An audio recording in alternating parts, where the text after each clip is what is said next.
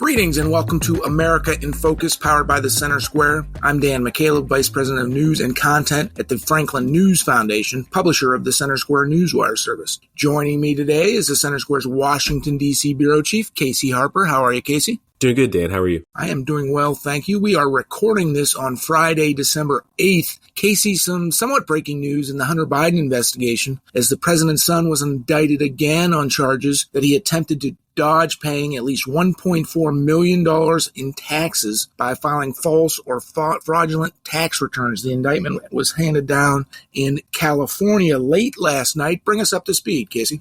Yeah, that's right, Dan. Hunter Biden, he is facing these tax charges. Now, this is not his first run-in with when it comes to tax charges. He was already in ongoing legal deliberations over other, tax-related allegations. But this is the latest update coming out of California. 56-page indictment released very late last night. And that basically, as you said, $1.4 million from 2016 to 2019, about a 3-year period. There's 9 charges total. And a big one in there is lying about the taxes. And I point that out because often in these high-profile crimes or alleged crimes, the lying is the one thing they can get you on. So when you have someone like Hunter, someone who has a really strong legal team, often the lawyers are able to kind of help you out with a lot of charges. But the thing that the FBI can get you on, and, for our listeners, if you ever interview with the FBI or whoever, be careful. If you lie to law enforcement, then they can use that one charge to leverage you in every other way because they've got you. They have you on camera. They have you on recording saying something that they know wasn't true, which is a crime. And they use that to leverage you in a lot of other ways to get you to make some kind of plea deal. So I point that out. Could come in handy for you, Dan, one day down the road. We'll see.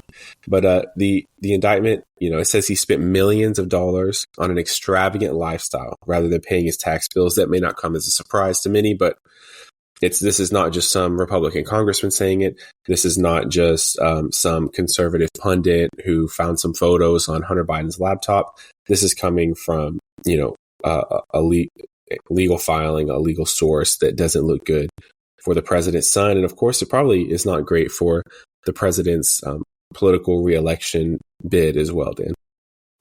Just want to read one quote from the indictment that was included on our story at the centersquare.com.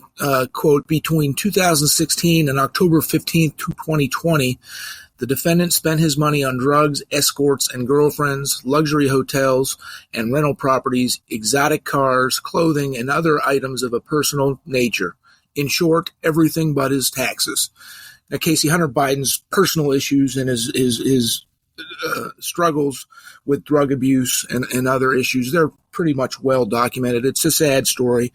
Far too many Americans have issues with substance abuse, etc.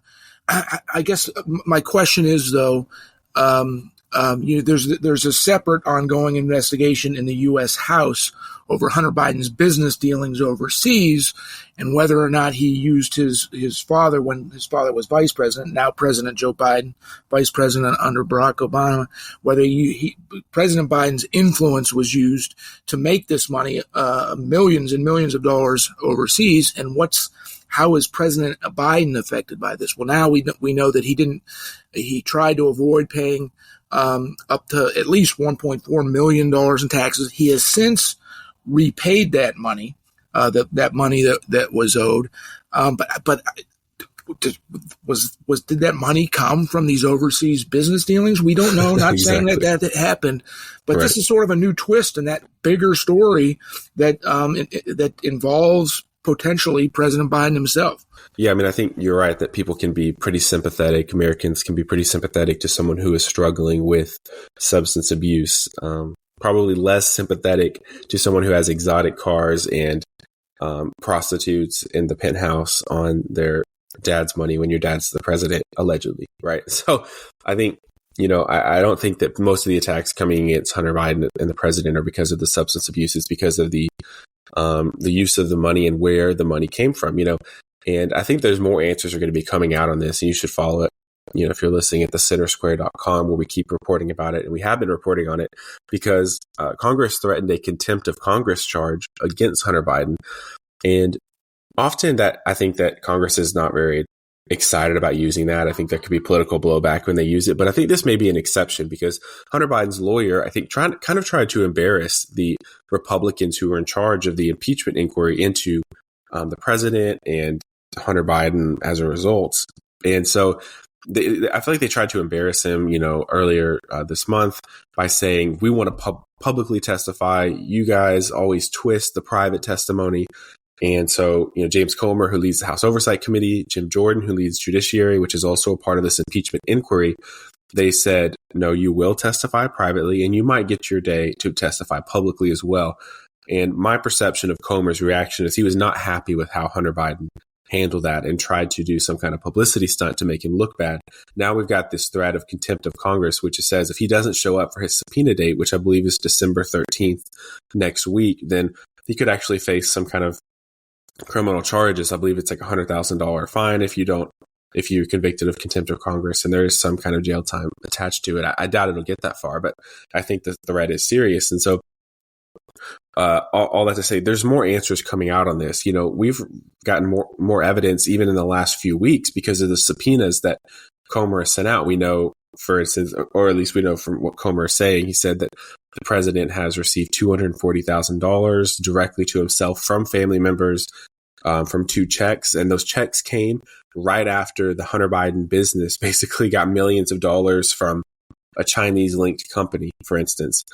Comer has released a bank record, which appears to show, this is what he says, that the president was receiving some kind of monthly payments in 2018 from a joint venture that Hunter Biden had with a Chinese national that was also tied to some kind of, Chinese link or Chinese Communist Party linked company. So the more the time this goes on, there's more evidence coming out, which often it's the opposite with these high profile investigations. There's a lot of smoke, there's a lot of huff and puff, but over time, just kind of, it's all just hearings without any substance. But in this case, the more time goes on, the more evidence comes out.